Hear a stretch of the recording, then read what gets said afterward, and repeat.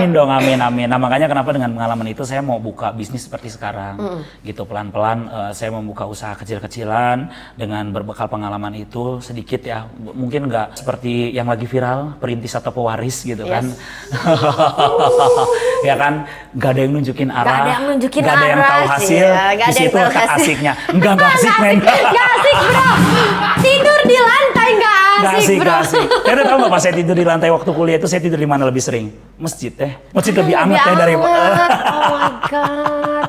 Ada juga pernah ada temen aku tuh cerita. Iya. Maksudnya dia itu memang berjuang banget. Ada di titik dia terendah banget. Iya. Terus sempat dituduh dan masuk kantor polisi. Dia bilang kantor polisi lebih asik daripada di luar.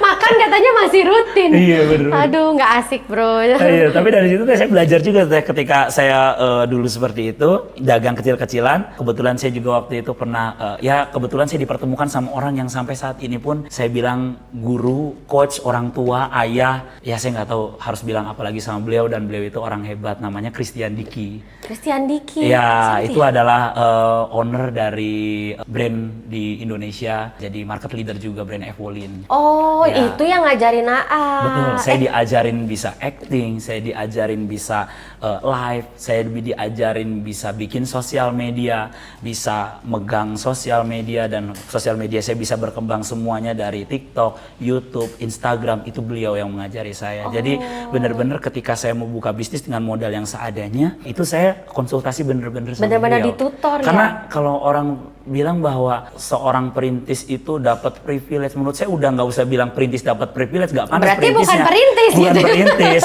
udah aja kamu bukan perintis, kamu orang hebat gitu kan, udah hebat dari lahir. Kalau saya beneran perintis dan ketika saya gagal, nggak akan ada waktu lagi untuk mencoba teh. Nggak akan ada kesempatan lagi. Gak akan mungkin. ada kesempatan lagi, makanya kenapa saya bentuk brand ini itu seperti saya bentuk personal branding Chris Putra, yang dimana dia memiliki logonya itu diamond, ya kan, tidak akan ada diamond tanpa ada tepaan, ya kan, tanpa ada hajar yang keras, tanpa ada semua sesuatu yang ditempa dengan sangat keras gitu kan, gak akan ada diamond teh. Itu filosofinya, Filosofinya ya. Nah, all seperti ini itu. dari mana? All in itu dari situ teh terbentuknya, makanya kenapa kita kasih namanya all in dan kasih keras.